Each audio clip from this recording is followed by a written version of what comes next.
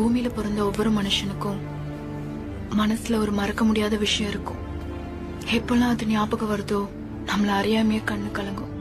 அது வெளிக்காட்டாம வாழ பழகிக்கணும். ஏன்னா அடுத்தவங்களுக்கு நம்ம பாரமா இருந்துடக்கூடாதுல.